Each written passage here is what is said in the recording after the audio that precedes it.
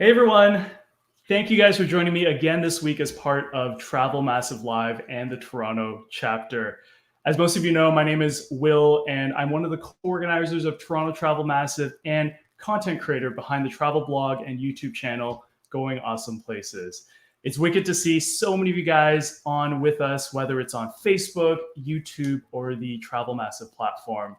I hope you guys are doing well during this holiday period, and I can't believe and also can't wait for 2020 to wrap up, and I'm looking forward to 2021. So with everyone that's on the stream, where are you guys watching from? I'm curious where in the world you are, and I see Wendy from Vancouver, Sabrina from Toronto. Welcome, welcome.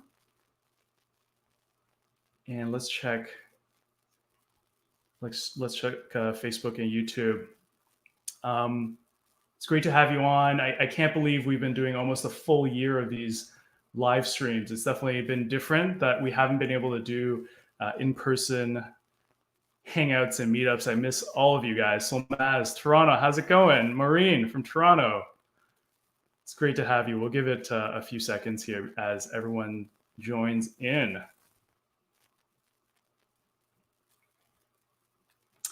All right, so let's just talk about a couple of housekeeping notes. These are kind of the ones I go through every time. Miss you, Solmaz. So questions. We love getting you guys involved. Talia from Toronto, welcome. We love getting you guys involved, and we want as much engagement as possible for this session because we have so many amazing panelists for this talk on wellness tourism. So after the panel discussion, we'll be jumping into a Q&A. So as you're listening and learning lots from the group and you have questions, just pop them in. I'll be kind of following along and putting together these lists of questions that we can ask the panelists afterwards. So any burning questions, anything you're curious about, no question is dumb or anything at all. Just want you guys to be really engaged. So that's going to be super important today. In terms of recordings, they will all be available on the Travel Massive platform afterwards. You can rewatch them on Facebook as part of the Toronto Travel Massive page. It'll all be on there. So if you need to drop out afterwards, don't worry because you'll be able to watch. If there's anything that you missed, you can rewatch afterwards as well. So don't worry. All right, Trez, how's it going? Edney, welcome to today's panel. So today's session is on wellness tourism, and it's a huge growth sector in our industry, especially when you think about this in a post-COVID world. We've gathered to get today a team of experts in the field to tackle and discuss this topic. So we're going to jump right in. To lead and host this panel, I'd like to introduce Alan Law. How's it going? Hey, Will, how's it going? Pretty good. So Awesome. Alan Law is from PATA Canada, and PATA is the Pacific Asia Travel Association. And as part of the Canadian chapter, Alan is a secretary and has extensive experience in industry through his work as Director of Sales and Marketing for GLP Worldwide. Well, honestly, you guys have heard enough of me talking for the past couple sessions, so I am super happy to pass this along to Alan. Take it away, and I'll see you guys on the other side. Awesome. Thank you, Will. Hi, everyone. Welcome, and thank you very much for taking the time to join us today. I'm very excited to be here, moderate this discussion with our panelists. Just heard Will mentioning some names just now about who's on here, a lot of familiar names. So, and I looked at the registration list, a lot of familiar faces as well. So very excited to be here. But for those of you who don't know me, my name is Alan Law. I'm the Director of Sales and Marketing for GLP Worldwide. We're a niche tour operator specializing in small ships, unique experiences, and of course, rail journeys. But what I'm here today, though, is I am here to represent PATA Canada. PATA Canada is the Canadian chapter of the Pacific Asia Travel Association. And what we are is we're the resource for Asia and the South Pacific for the Canadian travel trade. So we're thrilled to bring you this timely and informative panel discussion on wellness tourism featuring 4 of our PATA members. So we have Kayla from the Tourism Authority of Thailand. There's Randy from Korea Tourism Organization, Sandra from Tourism Malaysia, and of course, Wolf, president of Trafalgar, Cost Saver, and Brendan Vacations. But just before we get started, I want to share a little bit about what wellness tourism is and why you should care about it, especially now in our hopefully soon to be post-COVID travel world. So the Global Wellness Institute defines it as tourism designed to create space to reconnect to one's mental, emotional, physical, and spiritual wholeness. It's meant to be proactive and preventative. It's anything that can improve your health and quality of life. It's really a lifestyle choice. So really, wellness tourism can be anything from rejuvenating and relaxing experiences to active experiences, to healthy eating and meaningful connections. It includes everything from physical, mental, and spiritual activities. It's really something dedicated to the mind, body, and soul, with an emphasis on nutritious food choices, physical activities, and mental wellness. And what does that mean? So why should you care? Why should we care? Wellness tourism market, it's forecasted to continue to grow. As Will mentioned earlier, it's growing very fast. It's in fact growing faster than global tourism, as more consumers are aspiring to higher levels of wellness and incorporate this into their travels.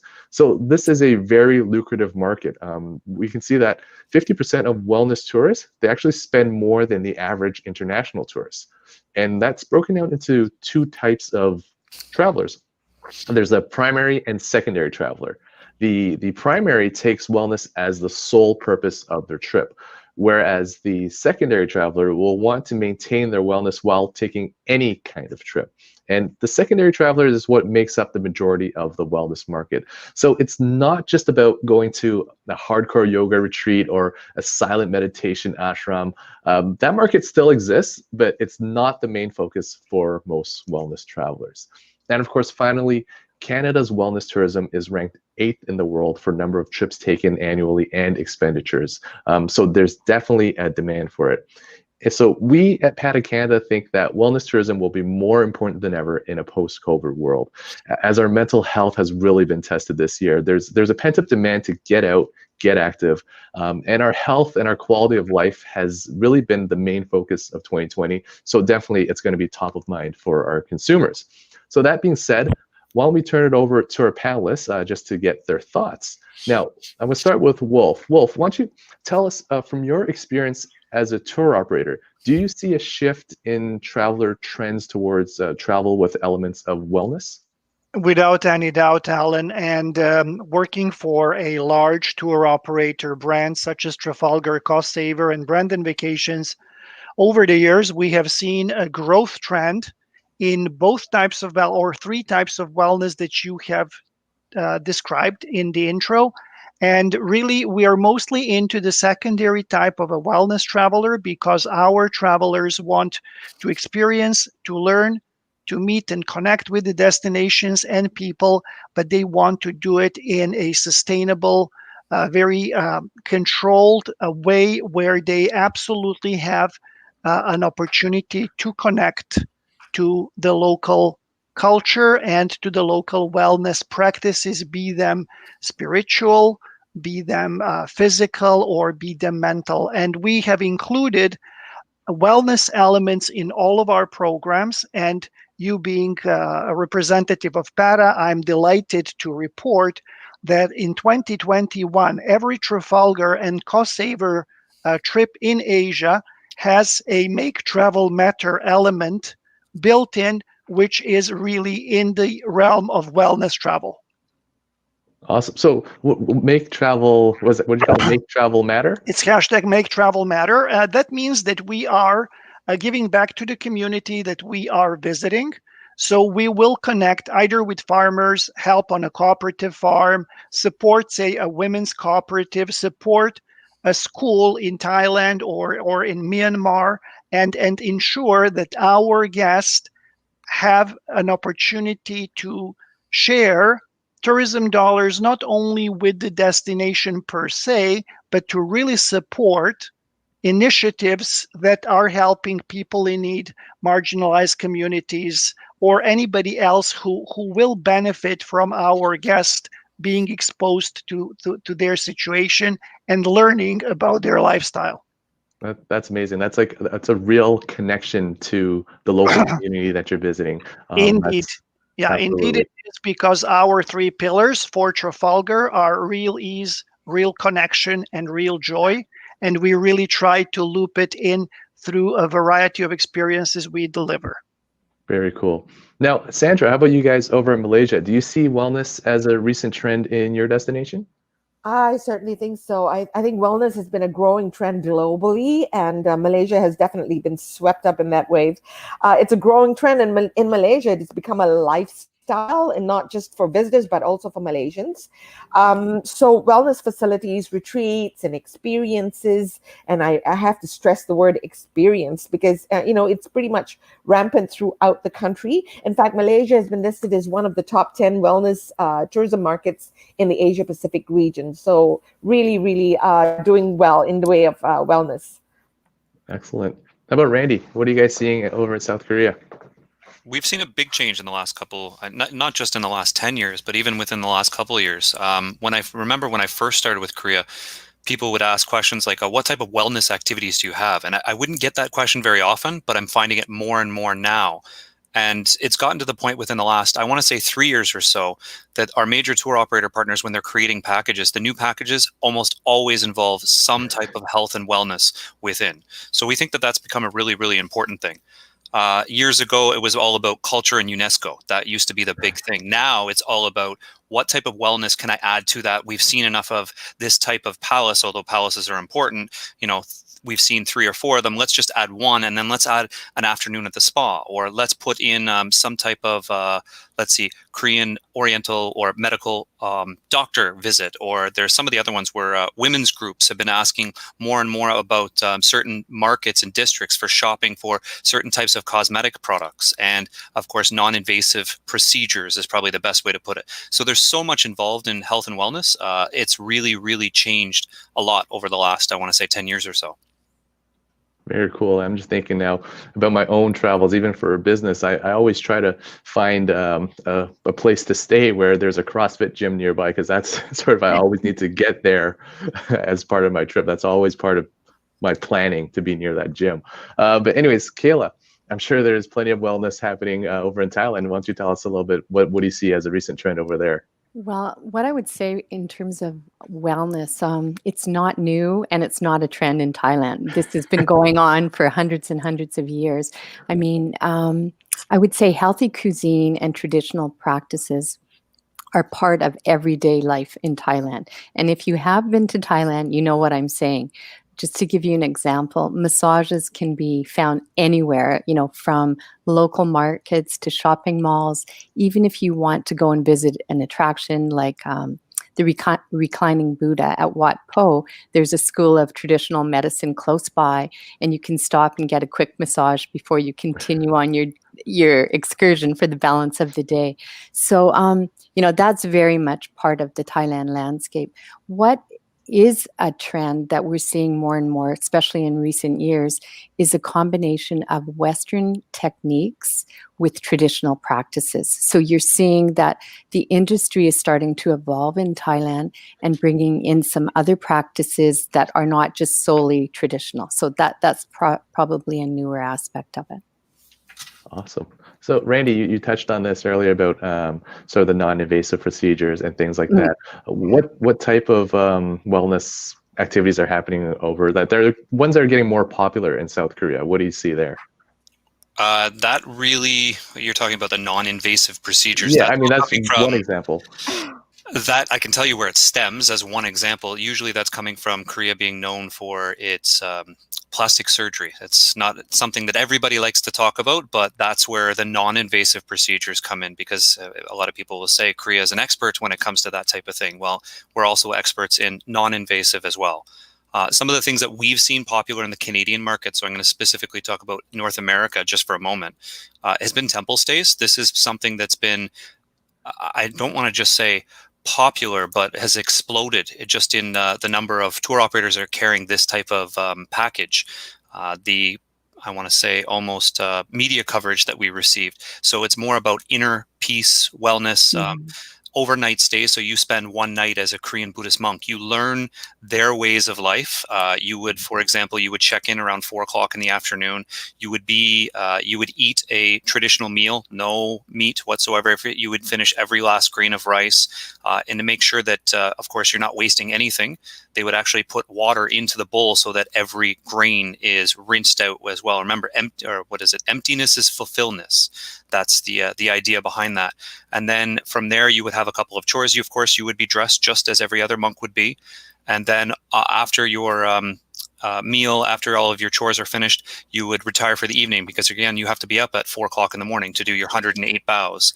You do sleep on the floor just as they do. Like, it is a true immersive experience. And I think one of the reasons that that's become really popular, it has to do with the fact that it's unique. It's not something that you can do in not only every destination, but it's something that people can say, for example, oh, I've done that.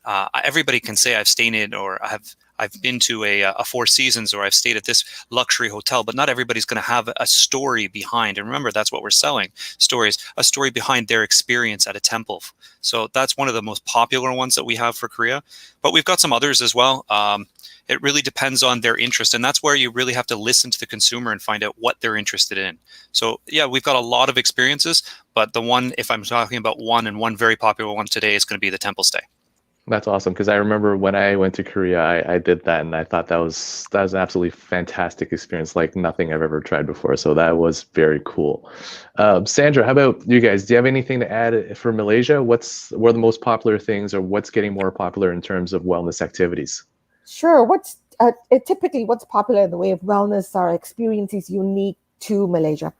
For Malaysia, wellness is very much influenced by our multicultural and diverse populace and our natural landscapes, because, wellness, as we all know, spans a much wider spectrum than these days than just going to the spa. So, I guess people want something more experiential, like going off the grid or finding some kind of escape or being one with nature, or connecting, like Wolf said earlier, connecting with the locals.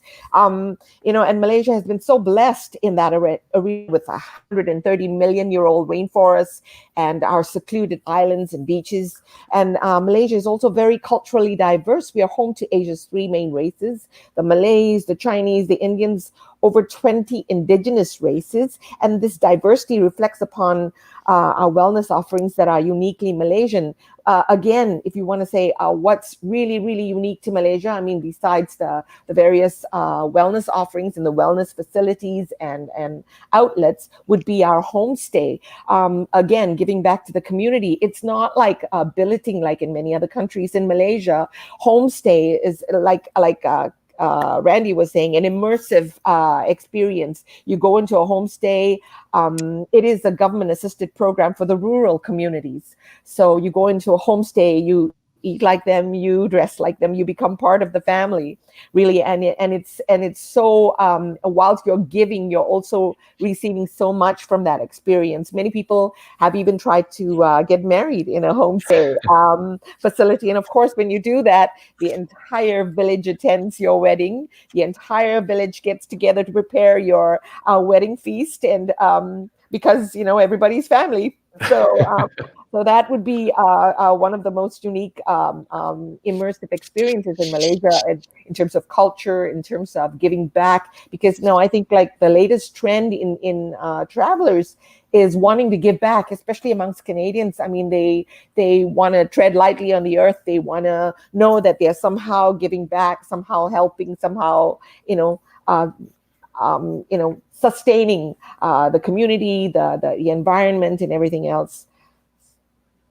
Isn't that what travel is all about? I mean, to really immerse yourself in the local culture and to come back with the stories that it's not just another site that you've seen, but a true story about connecting with real people. They're telling you what's happening in their lives, and you become part of that. That's amazing. That's great. How about Wolf? So is everything that we've talked about here in terms of the activities, is that in line with what your clients are looking for when they're planning to go to Asia? Is that the type of experience that you guys are offering, or Indeed it is, Alan. Indeed it is. And just for the benefit of some of our audience who may not be familiar with names Trafalgar and Cost Saver, we do group travel, and our groups in Asia can be up to 26, from 12 to 26. We also do modular travel in Asia, which can be purchased as individual travel experience. So I will first reflect on the group wellness experiences that are very popular with our guests. Activities, Tai Chi in a park in Bangkok, Tai Chi in a park in Beijing. So activities that are bringing the group together, as that is very, very important for the DNA of our business. Then cycling. I was recently in Vietnam with our group, and then doing the cycling through the rural parts of Vietnam near Hoi An, meeting a family that makes sleeping mattresses, meeting a family that makes udon. That is the type of experience that our guests like to get their hands on and get very, very much involved. Kayaking in Halong Bay, I mean, it is absolutely amazing. Japan, our very popular destination, one of our stays is in a traditional ryokan, and there is an onsen nearby, a hot spa, a thermal bath, and then we do the traditional onsen experience with followed by a tea delivered in a traditional way. So without those experiences, I think our guest would almost not even look at traveling with us, but they know that we put them together, we create them in a very, very safe and controlled manner, which is certainly going to be important in the post-COVID travel world. And they've learned to expect that, and we are researching, engaging our travel directors and our local specialists to come up with more. And what we're always intending on doing is not to involve necessarily hospitality providers of services. We like to go to the authentic people from the community who can deliver those services to our guests. Like, just talking about these experiences makes me really miss traveling. I think it's been almost a year since I've gone anywhere, and it's going crazy. Agree with you. So, Kayla, like as you mentioned earlier, Thailand comes to mind, or not just comes to mind, but it's been doing it for hundreds of years when we talk about wellness travel. But is there an activity that doesn't seem to be very well known right now to tourists, but you expect will gain more popularity post-COVID? You're giving me a tough question, Alan. Very much so. I think in terms of Thailand, many people are familiar with a lot of the practices or experiences that are available, such as yoga. Excuse me, just a sec. Clear my throat. Yoga, meditation, active experiences such as kayaking, rock climbing, trekking. I think people know about these opportunities in Thailand. But over the past year, in speaking with a lot of the trade and the media, what I have found is many people are not familiar with the level of luxury that is available in Thailand in terms of spas and experiences such as that. They're also not so familiar with medical and dental opportunities that exist. And I know people say to me quite often, "Are you kidding? Thailand actually has that? I didn't know." So I think that many of our experiences are well known, but that aspect perhaps not so much. Wellness has really become multi-dimensional, and it has so many different meanings to different people. And as you listen to all my partners here, from Randy, Wolf and Sandra, all of these experiences are very, very special. And I think that Thailand is a destination that has an experience to match anybody's needs as well as price point. That's what I would add to it. Excellent. So tell me more about this medical and dental. What is that all about? Well, Thailand has been known as a center in Southeast Asia for top medical services. And I'm not really advocating that you should go there and get surgery, although you can. But one thing that is very popular with people from North America is going for medical checkups. And I've tried that, and I can attest to you how fantastic it is. You go in early in the morning, and by 10:30 you have every test done, and By noon, they give you a report. You can either have it on a disc or a printed version of all your lab results. And they give this to you, and you can bring it back to your doctor in Canada. So that's quite amazing opportunity. And dental, I mean, if you wanted to do something like whitening your teeth or, checkups, it really is at a fraction of the cost of what you find here. I remember about 2 years ago, I was in Koh Samui and I met all these people at one of the resorts, and they were all Australian. And I asked them, well, what was the purpose of coming? And each one of the member of the group said it was for dental work. And I was like, really? You came all the way to get your teeth worked on? But then I got a lesson in the affordability of it. So that's something many people aren't aware of. That makes sense. So Sandra, how about over in Malaysia? Like, are there any wellness activities that sort of the locals have been doing that's not well known to tourists, but you expect will sort of come to the forefront and gain more popularity? Very much like Thailand. I mean, Malaysia has all the wellness facilities that the world has actually. But like, again, Malaysia always tries to make it unique to Malaysia. And I'm sure this new product that I came across is not well known just yet, because in fact I myself just found out about it yesterday. It's something called Urutan Malaysia, which actually loosely translated it's Malaysia's signature massage, which combines the traditional wellness practices of the Malay, Chinese, Indian, and all the indigenous communities of Malaysia. So that's definitely something new. But post-COVID, I think many of us are going to be prioritizing not just our health and our physical well-being, but also our spiritual and our state of mind, our mental health, and our self-growth in general. And many might not know, but Malaysia also is home to many religious and spiritual retreats. And they're very, very popular in Malaysia. I was on my way up to Mount Kinabalu a few years back to view Mount Kinabalu, and it was like about an hour and a half ride by road. And along the way to the viewpoint, just this 1.5 hour ride, I saw about over 20 Catholic retreat facilities. This is just crazy. And of course, my aunt actually tried one of these facilities. She went in. It was like she went in for 7 days. It was a silent retreat, and we made so much fun of her because, she's one person who cannot keep her mouth shut. She's like this, for a silent retreat. And then I also came across this other retreat called the Kanchara Forest Retreat, which is a wellness facility for healing, detoxification, mindful contemplation, total relaxation, all based on Buddhist teachings. And, because we are a multicultural, multi-religious country, you'll see retreats like this, spiritual retreats, religious-based or spiritual retreats like this pretty much throughout the country, based on Hinduism, based on Buddhism, Catholicism, Christianity, Islam, what have you, Sikhism even. So, that's very unique to Malaysia, and that may be products that many people might not know about. Same like Thailand, Malaysia also is one of the leading medical tourist destinations, and many people come to Malaysia again, like Thailand. They come to Malaysia for like checkups.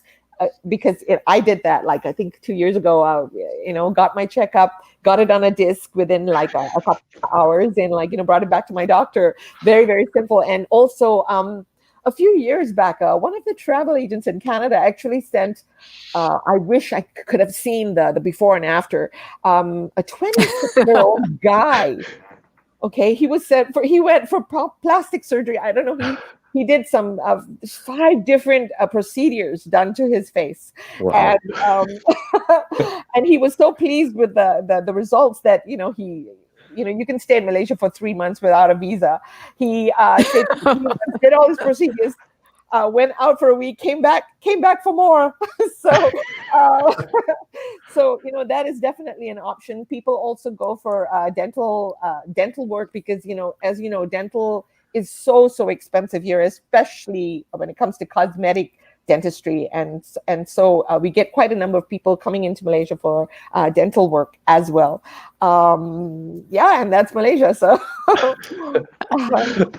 Wow, who'd have thought? I mean, just talking to Randy, I thought, cosmetic surgery, automatically you think Korea, but now we have another option, Malaysia. No, that we, Alan, we need to have a complete separate session on that subject. We can add to the stories. Yes. Yes. Yeah. So now, Randy, you mentioned about the temple stays. So what else is happening there, or is that you see that as sort of the biggest thing to come forward after this, in the sort of the post-COVID world? I would say it's the biggest thing, but there are others that are you're looking for more the undiscovered, the next up and coming. So with that, there's a lot of traditional Korean medicine. So you're looking at the balance between yin and yang. They look specifically at certain types of blood, your personality. They look at anybody who's familiar with red ginseng, for example. So if you've ever had red ginseng, I'm told I'm not the person for it. Apparently I'm hot-blooded. I'm not sure what that means, but it's too much yin or too much yang. I'm not sure which one it is, and it doesn't balance with me. It's not for everyone, I was told.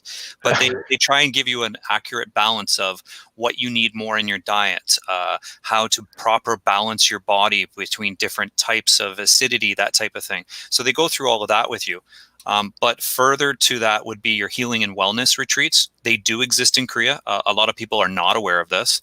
But if I'm to give one up and coming that a lot of people are not familiar with or haven't done, I'm going to say it's got to be Korean saunas.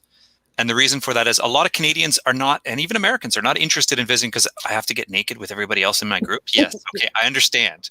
But an experience like tell the truth, other. Randy. It is an experience like none other. And the reason I say that is because once you go into the communal area, and they do give you a pair of shorts and a t-shirt that you're able to wear from this particular spa with branding, they have different rooms at different temperatures. They have an ice room. They might have one at 20 degrees. They might have one at 30 degrees. They have another one at 40 degrees. Then they have different hot tubs at different temperatures. They have a scrub room where you can pay somebody, I'm not going to get into detail, but pay somebody to scrub so that you're, I want to say, as smooth as a baby. We'll leave it at that.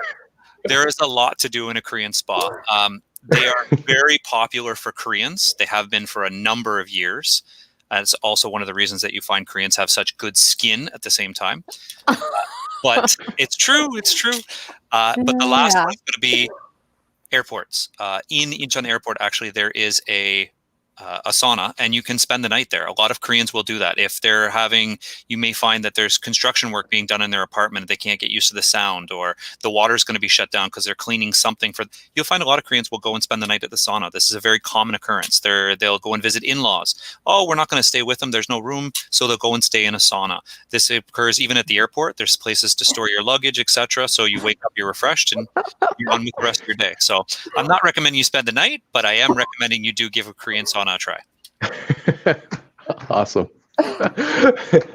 So, okay, with all these new these new undiscovered things that you guys are mentioning, so I'll start with Sandra. I mean, has the destination used different health and wellness in your marketing strategies to drive tourism now? Basically, for Malaysia, wellness is very much a niche market. So we have not used wellness in our marketing strategies to push numbers.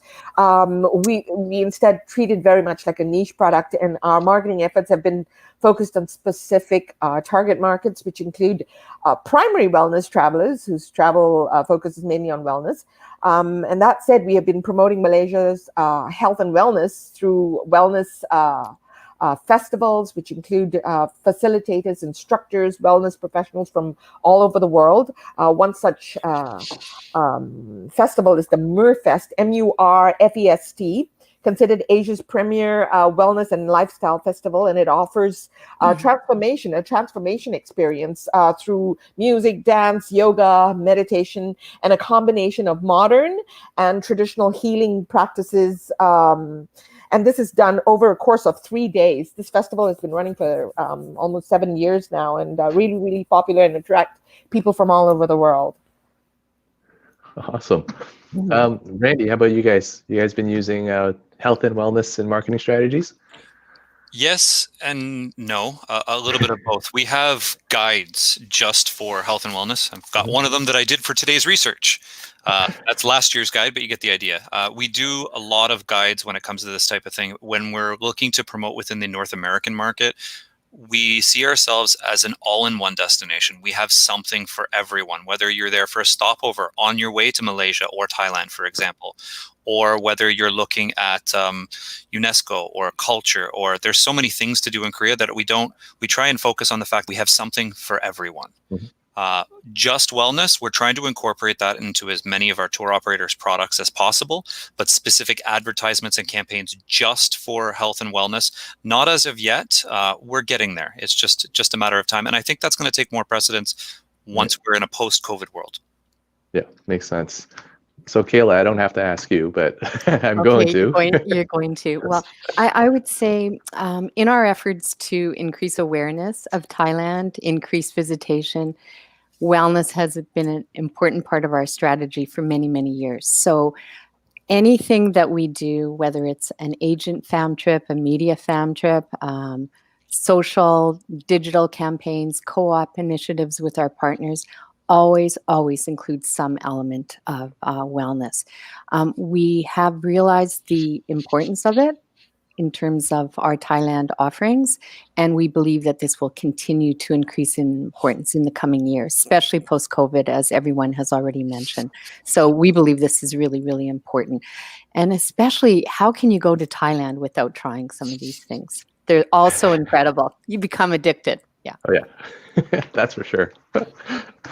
So Wolf, we touched on this earlier. You mentioned this earlier, but have you noticed more of a change in customer demand for wellness activities in a post-COVID world?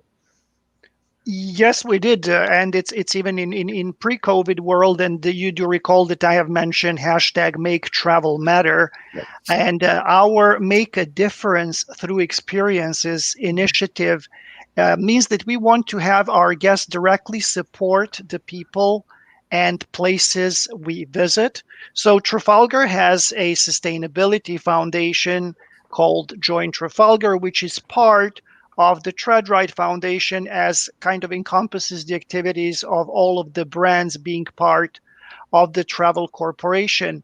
So we want to involve our guest in the three key areas, key pillars of our activities, which is people, places, and wildlife. To talk about wildlife, for instance, when in China, we go to Chengdu to the panda sanctuary and breeding farm. We go in Thailand to the elephant sanctuary, where elephants who have been retired from the service in different industries are being preserved. When it goes to the people, for instance, in Mumbai, our local city guides come from a school for street children called Salam Balak, where they study English, they study a little bit about travel, history of art, and then many of them get a job as the local city guides. So we certainly see that our guests are now expecting to have that kind of engagement and that kind of local connection and experience. In a post-COVID world, outside of those, what we are noticing is that the new bookings, new guests who are interested in traveling with us are looking a lot more for outdoor experiences. So we are bringing in a lot more walking, hiking, and it is not necessarily in the form of walking tours, but really hikes that are graded differently, cycling, as I mentioned, kayaking. And I feel that that will be the trend, because as we are getting out of the COVID world, the necessity to follow the protocols, to be more outdoors, less in indoor spaces that may not be as properly ventilated and whatnot, will certainly be a part of the trend. And another area where we are ensuring through our well-being protocols and working with our suppliers that we do the right thing is food experiences, because they're such an integral part of well-being and such an integral part of our offering that they are basically part of our Be My Guest initiative, which means that we bring our guests to, say, a local person's farm, vineyard, organic farm, where they can work together with them, where they can taste their produce, or where they can cook together. So certainly those experiences, we know how important they are, and we certainly want to deliver them and execute them in the most proper way as people are going back to traveling. But overall, when you hear everything that all of our colleagues have mentioned, I mean, there is so many topics that follow, or so many initiatives that fall under this topic. I'm kind of looking forward to this same panel in a year, after all of us spending time in Korea, Thailand, and Malaysia, and hair, teeth, skin will all look very different. Yeah, you mentioned something, you touched on it, and actually it's sort of the elephant in the room, which we haven't addressed yet, is the health protocols. We haven't talked much about the health side of the different protocols after post-COVID travel. And we know that health and safety protocols are in place in many destinations throughout Asia. I'm sure everyone here has heard enough about what the protocols are and what everyone's doing, but still, it's a main focus, and we know that'll be one of the main factors for a lot of travelers when choosing a destination, and it's going to be health and safety. So I guess without going into too much detail about what the protocols are, could you guys tell us why travelers should feel safe going to your destination, starting with Kayla? Okay, well, Thailand actually has been quite fortunate in terms of controlling COVID since it initially occurred. And I just brought some stats that I found as of today. Since the beginning of the pandemic, there have been 4,281 infections, 60 deaths in total. Very sad to report that. And today there were 20 new cases reported. So if you think about this, based on a population of 67 million, it does show that the country's efforts are working. Thailand is gradually, very, very slowly reopening to tourism. At the moment, Canadians can visit Thailand if they get one of two special visas. One is a TR, and the other choice would be an STV visa. If someone is interested in visiting Thailand, they can check with the Royal Thai Embassy website, and it's constantly updated, because we are optimistically, hopeful that within the very near future, many of these restrictions will continue to lessen. In the country, there's all kinds of protocols, as you mentioned initially, Alan, so I won't go into them. But I just want you to know that Thailand is prepared for the return of travel, and they look forward to welcoming everyone to their country. So, Kayla, I'm going to ask you something. I heard this just yesterday. Sure. I don't know if it's fake news or if it's real, but I heard that there's an option for golf course quarantine. Is that such a thing? Yeah. Actually, okay, so I can go on. I can add a lot more information to this. Our Tourism Authority of Thailand also launched a new website, and it is, if you want to go to Thailand at this time, it will answer any questions you have regarding quarantine and the requirements. And I can provide that to anybody if they would like that information. But in terms of the news that you just mentioned, we did hear from Thailand that the plan is that there will be golf packages available where people can go. They still have to get the visa, and they still have to adhere to the 14-day quarantine, but it will be within a specific golf resort, and that quarantine will take place there. So you can golf every day for 14 days, Yes. have your medical checks with the COVID tests. But we're just waiting for the official announcements before we tell put me it where out. to sign up. Yeah, I know. You're on my email list. No, but we are expecting that very soon, either late this week or sometime next week. Very cool. How about Randy? What's happening over in Korea? Yeah, well, the reason for my sigh, this is Korea's third wave. Everybody knows when the first wave first hit Korea outside of China, everybody looked at the world, I should say, everybody looked at Korea to say, what is happening? How did they manage to flatten the curve, so to speak. Korea made headlines worldwide. Drive-through testing. There were so many different and new initiatives that Korea took on. Then again, this summer, we went through our second wave. Korea is now going through their third wave, a little over 1,000 cases today on a population of 56 million people, so 55 and a half. We expect that we're going to be able to overcome this as we have the previous two. We've got a lot of measures in place without going into what those are. Why should travelers feel safe? That's really what you're after here. I mean, what is Korea doing, and why should travelers visit Korea as opposed to other destinations? Not just COVID, but in general safety. I've lived in Korea for 8 years. I've done this job for close to 10, let's call it 20 years in total.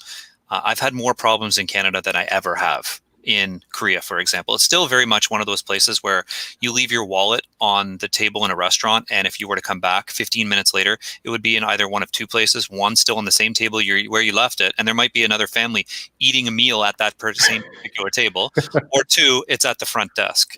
I've even had it in some situations where they're chasing you down the street with the wallet, saying, "You forgot your wallet." So it does happen. It's a very safe destination. I'm not saying challenge that and go down walking down a dark alley at night type thing. It's not Count one of your those money. places. Exactly, or you're counting your paycheck in. It's just not one of those places. But it is a very safe destination that way. In terms of COVID, we've had a great success rate of being able to manage it, and we expect to be able to do the same in the future. I do want to be forthcoming in all the information, and I'm going to do the same thing that Kayla did just recently about visas. Canadian visas at this time are not being processed. You do require a visa to visit Korea at this time. Normally, there is an agreement between Korea and Canada allowing 6 months visa-free entry.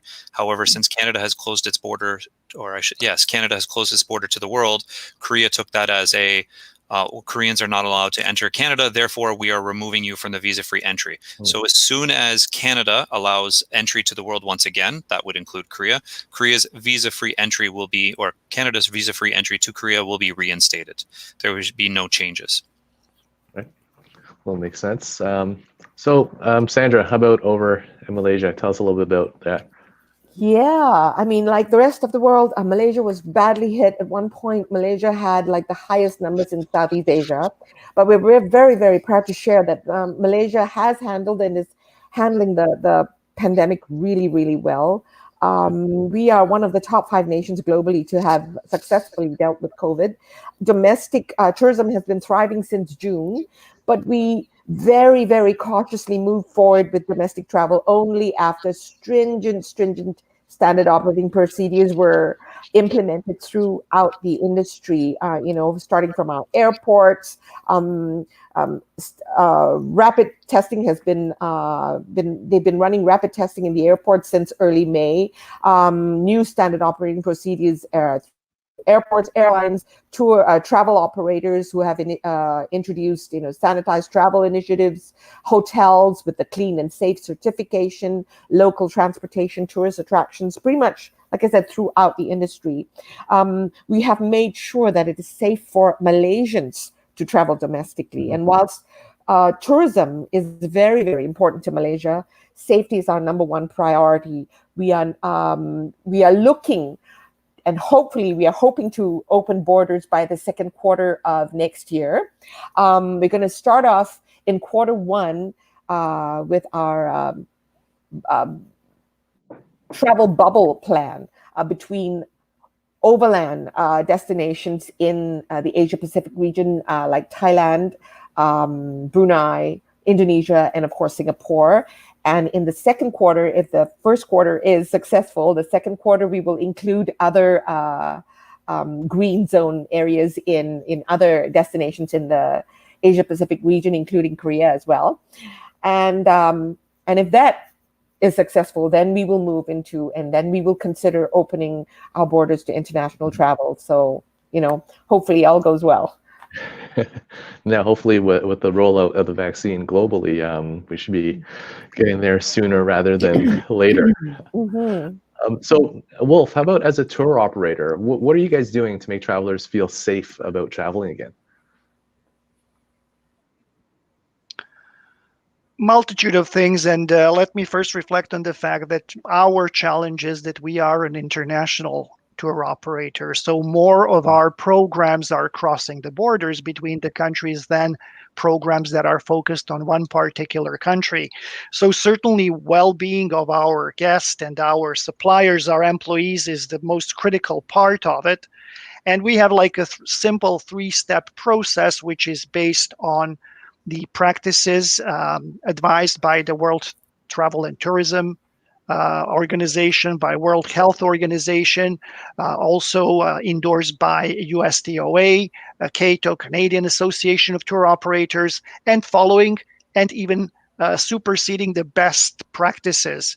If any of our potential guests is interested, they can have a look at the website. We have a three-step process. Number one, always on support team, so 24/7 from before you go, distance and hygiene protocols when traveling together, and 24/7 incident response. Internally, we say we'd like travel to resume as soon as possible, but as safe as necessary. So until February, our programs are not operating. We are following very closely the development all over the world, and we believe that the travel will start in concentric circles, starting with domestic travel, followed by the travel through bubble or health corridors between Canada and particular countries where it will be easier to establish the connection. And to have that happen, we certainly look not only in the vaccine, which is certainly the best news we could have all received in our industry recently, but also we're looking at rapid testing, at technology while on travel, so different apps that either are going to be used as health passports of sorts or as communication platforms. So whatever important information can be communicated instantaneously. So it is still quite a few things to consider before we get back to offering travel to our guests. The trends that we are seeing now is that most of our new bookings are looking for longer stay in a particular destination or program. Our average stay would have been 11 days. Now we're going into 14 days average booking.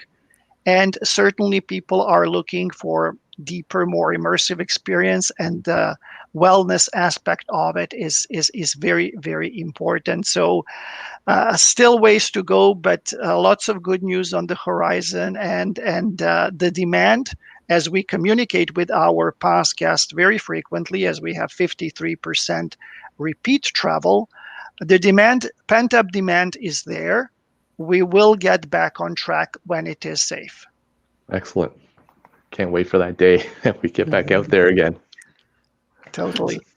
So now we have some time, so let's turn it over to some questions from our audience. I see there's a few comments coming through here. A lot of great engagement so far. You guys have all been pretty amazing. I'm going to jump right in. Randy, is there a specific name of the temple stay in South Korea that you mentioned? Is there something that you can look up, or how do you sign up? Well, I'm going to recommend you go to one of our tour operator partners, of course. That's probably the best way to word it. Anybody who sells Korea, or I should say sells Asia, will sell Korea for the most part. Look for companies that customize packages. I think that's going to be the most important thing. If you're looking for specific names of tour operators, or sorry, not I should say temples, it depends on where they're looking. You can do anything from in the middle of a forest to mountainside, and there's actually one that's sits on the ocean side as well. One of my favorite ones, of course, sits almost smack middle in the middle of the country. It's hosted of the Tripitaka Koreana, which is a set of 22,000 wooden blocks that are said to be created by one particular monk, and one of the earliest examples of human printing presses, I should say, or human printing blocks. And so that's one of my favorites, but they're, again, throughout the country. One of the reasons that it was created in the first place is to spread the word of Korean Buddhism and to show the world the way that they live. And so, of course, they're encouraging you to stay with them. They want you to bring back part of their way of life to your home country. And hopefully you can adapt part of that into your daily routine. That sounds amazing. And as a follow-up, are there typically a minimum number of nights, or is it just one night where you'd stay there, or is it like a full week where you have to commit to? And that's a good question. I've had that come up with not only media, but also consumers and tour operators in the past as well. It is not for everyone. The reason I say it is not for everyone is you do sleep on the floor. You're sleeping on about a 1.5-inch pad. You are on the floor. The floors are heated, mind you. And in some cases, you're sleeping in a communal room with other people, just as they would. It's not necessarily like you have a private ensuite, for example. It doesn't work that way. Remember, you're there to live their way of life and experience life like them. So for those who are looking and open to that type of experience, that's great. That can be a 1-night program, a 2-night program, and you can mix it up over a number of different temples. If you still want to experience part of that, but you're not willing to stay the night, they do have something called the Temple Life programs, where you get your tea ceremony with the monk. You would have your group on one time with a monk, and you would learn about meditation techniques, etc. They do offer that as well, and they typically do either a calligraphy class, or perhaps they also do things like arts and crafts. So you'd make your own lotus lantern, for example. So there's an experience there, like we always advertise, for everyone. Wow, there really is something for everyone there. Sandra, I had a question for you. You had mentioned a signature massage, the Urutan. How do you spell that, and how can people find more about it? Okay, it's Urutan Malaysia, Urutan Malaysia, and again, it's a combination of all our various cultures into one to give people searching wellness a unique Malaysian experience. And if you want to find out more about that, you go to our website at www.malaysia.travel. And there are various links to wellness opportunities and wellness offerings through our portal. All right, thanks for sharing that with us. That's something that I learned, and you said you learned in the past couple of days. So that's yes, yes, yesterday. Kayla, I have somebody from the audience that's asking about the Thai visas. You mentioned that there are 2 different types of visas that Canadians or other international travelers can get. How much does it cost to get one of these visas? And maybe just a quick note about how you get them. Is it through the consulate? Can you do it online? Actually, I don't know the exact cost of each visa, and I would like to add that things are changing daily. So I would urge everyone who's listening, if you are interested in going and finding out what the requirements are, you can just Google Royal Thai Embassy, Ottawa. You'll get their website, and all of the rules are indicated, as well as the cost. And please bear in mind that almost on a weekly basis, these conditions are changing. So what we would have seen perhaps 2 weeks ago is very different than what you see right now. So please, do check directly with them, and you will find the exact requirements and the cost attached to each type of visa. Okay, that's amazing. I'll drop that link afterwards for everyone to be able to find out those costs. Christina has a great question here. Do destinations or tour operators market wellness tourism differently between women and men? Do you speak to groups differently based on those type of demographics and groups? And this is open to everyone. Anyone? I would comment, I mean, not that we're selling packages like Wolf is or developing them, but I would say that we know that women are quite commonly the decision makers. So our visual is quite often directed towards females, right? But in Thailand, we find that wellness experiences have grown in importance for males as well. So it's something that both sexes are interested in.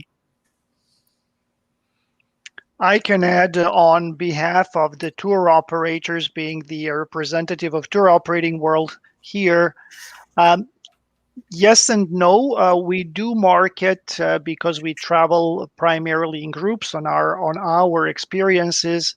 We do market in kind of one voice and one tone, but we do cater two female travelers. 64% of our travelers are female. So marketing look and feel, as Kayla mentioned, is skewed a little bit towards female decision maker.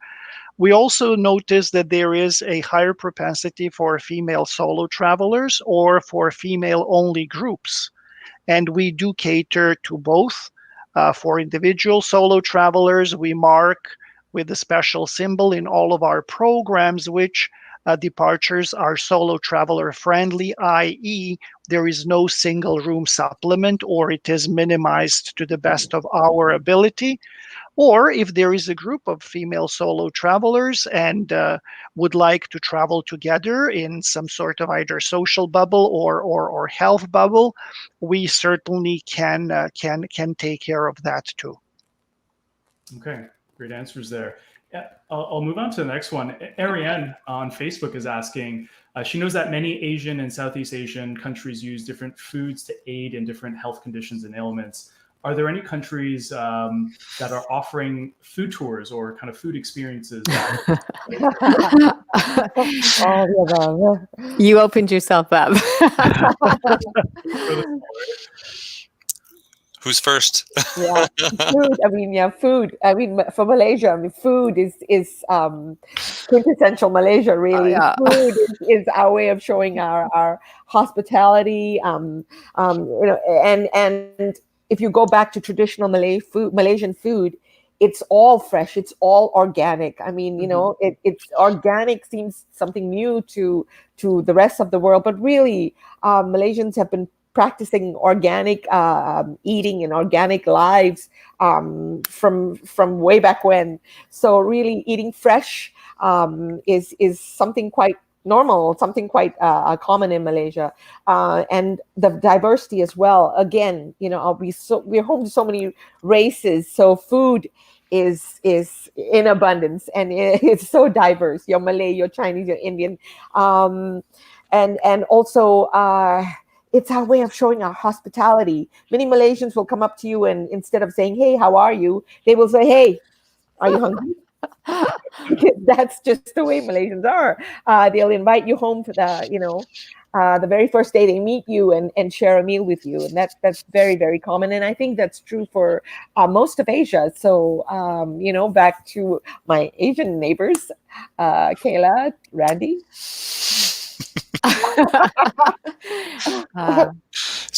All right, so Sandra, further to yours, one of the things that Koreans will often say with somebody that you're familiar with, someone that you know very well, it's you start with your standard greeting, you know, "Hey, how are you?" And the next question is always, "Have you eaten?" It is always the next question.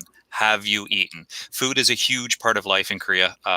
Is it part of our food tours? We just finished a food tour. We do live streaming food tours. We've got another one on the 22nd of December. They're very, very popular with not only consumers, but also for the trade partners that we have. Their food is a huge thing. But your specific question is asking about, are there any foods that aid in different health conditions or ailments? I'm going to refrain from answering that question in my personal feeling and just answer it this way. My mother-in-law thinks that every food is good for something. Garlic is good for one thing, and then this is good for another thing. And she'll tell you each individual thing as you're sitting at the table and putting it in your mouth, to the point where I've tuned everything out now. So I don't know what's good for what, because I've heard 100 different things. All I know is water and food are required for the survival of life. But I can get you a good guide if you'd like that will be able to explain all of that to you. Awesome. And I'll just add to it. For Thailand, we have every type of foodie tour that you can imagine. Thailand geographically is a small country. It's about the same size as the country of France, but there's 5 distinctive regions, and each region of the country has their own cuisine, their own special dishes. So you can go back to Thailand time and time again, and you'll always discover something new. So if someone is a foodie, they're into culinary, Thailand is a great choice.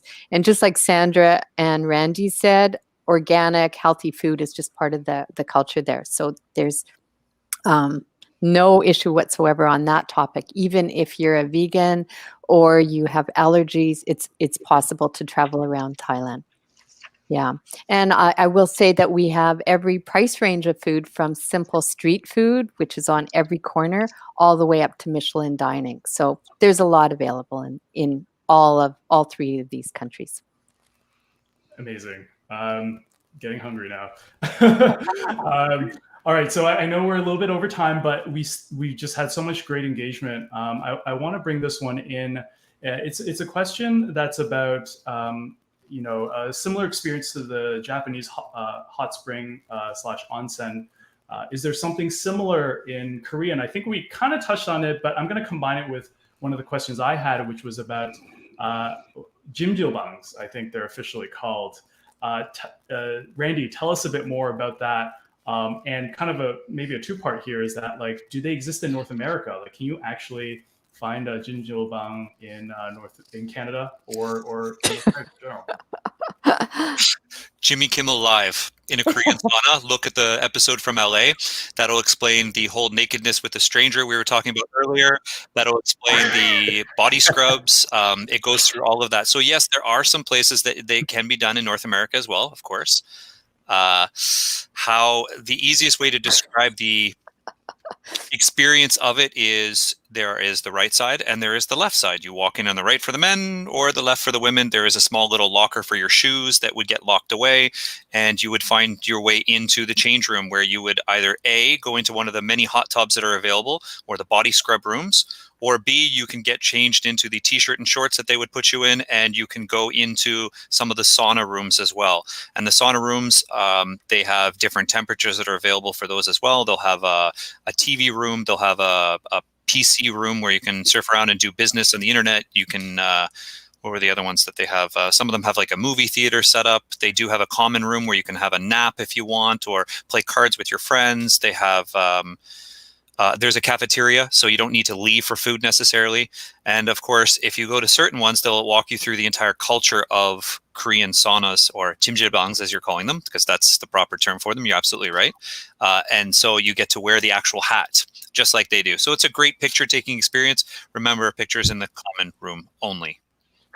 That sounds quite incredible. There's literally everything, and like you said, you could sleep in one. I love your note about Incheon Airport also has something similar. So as a stopover, you could, in theory, add that into your itinerary as you're switch into a different flight to somewhere else. I've done it once before. It's a comfortable one. It's beats the closest hotel is probably a 10-minute bus ride at max away.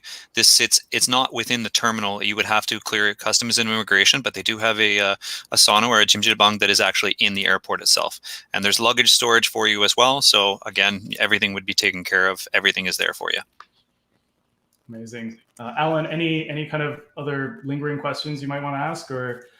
I think we've covered it all. I know we've gone a little bit overtime, but so I guess just before we wrap up, are there any closing remarks, I guess, from all of our panelists? We'll start with Wolf. I think it was really a great opportunity to talk to this panelist and this group of people, and I believe that Asia is such a layered destination, and that there is really something for absolutely every taste. The beauty or the silver lining in this situation where travel isn't really happening is that people are spending a lot more time researching and kind of working on their travel dreams and trying to translate them into plans. And I believe that Travel Massive, PATA have done a great job to really stir the inspiration here. As I've said, this medical invasive tourism sounds great. But I would also say, as a tour operator, I would like to assure all of our audience that we're all working in a very measured, in a very serious manner to absolutely ensure that we are back traveling when it is safe, when it is right, when it does not endanger neither the traveler nor transportation people nor the host destination and country. And if we have to wait, it is a fact of life, but we certainly will make sure that we do everything the way it should be done, as if we are taking care of ourselves and our own families. Absolutely. Well, Sandra, do you have any remarks? Yes, again, like Wolf said, this has been a fantastic opportunity, and like I'd like to thank PATA and Travel Massive, for organizing such a this discussion. It's been great to connect with industry colleagues, Kayla, Randy, and Alan, Wolf, and yes, I mean, for Malaysia, we're just waiting for international travel to happen again. But again, we will only move forward very cautiously, and we will move forward only if it is safe to do so. So, with that, I'd like to wish everyone happy holidays. And, I just cannot wait for 2020 to be over. So let's look forward to 2021 and hope that 2021 is just amazing. Let's make it amazing. Yes, definitely. So Randy, you have any closing remarks? Yeah, just before I give that though, somebody was asking on Facebook whether information about the December 22nd food tour. Go and check out our Facebook page. You'll find it on my profile. If you don't have my profile up, look for KTO Canada on the Facebook. You'll find our live stream information for that particular food tour that we're doing. It's a traditional Korean market that we're going through. Closing remarks, further to what Sandra and everybody else has already said, thank you very much. I really appreciate the opportunity to come out and speak with you today. I do want to make one thing very, very clear, that if you are traveling to Thailand or Malaysia, the best way to get there is through Korea. For those who didn't catch that, it has to do with the fact that you don't have any direct flights to your destination, and so you have to come to Korea first. Nice. Nicely done, Randy. Kayla? Oh, we love you, Randy. Such a great suggestion. I know. What I would say is, it seems like it's been such a very long year with everything that we've gone through. And I believe there's one lesson that we've all learned. It's not only the importance of wellness from a physical aspect, but the mental aspect has become increasingly more evident and more important. So I believe that 2021 has to be a much better year. And I really look forward to celebrating that with all of you once again. But just as a closing remark, just as all my colleagues mentioned, I'd like to thank you for giving us this opportunity to be here and to share some information on our destinations. And thank you to each and every one of you for all of the support you've given us through good times and bad. And we truly look forward to welcoming you to our destinations in the future, as well as to experiencing some of Wolf's wonderful tours that he's mentioned today. So thank you, everyone. Thank you. Very So closing now- remarks. Well, I'm going to jump in. Excuse me. I'm going to jump in and something that I know some of you guys have been really excited about are the prize giveaways. So all of the panelists here have been gracious to put together 2 prize packs per destination. So what I've done prior to the start of this live stream is that I picked random winners for each destination. So I will connect everyone once this is over, but I'm going to announce the winners right now. So we're going to do maybe small drum roll here, if anyone can even hear that. But Kayla, Okay. with Tourism Authority of Thailand, we have Bernard Backel and Chris Rial. Sorry if I'm mispronouncing your names here, but congratulations. Randy with the KTO, we have Jocelyn Black and Ursula Maxwell Lewis for winning. So congratulations. From Wolf and Trafalgar and Cost Savers, we have Wendy Underwood and Elaine Smith. Congratulations. And finally, Sandra with Tourism Malaysia. We have Leah Kowitsky and Doreen Wharton. Congratulations, guys. To close things off, you guys did such a great job. I don't know if I could top it, but I mean, I got to thank all of you guys for being part of today's panel. We had such incredible conversations and discussions about wellness tourism. Thank you, Alan, for hosting. and hopefully we'll be able to do a lot more with PATA down the road, especially in person as we open things up and we can have in-person events here in Toronto.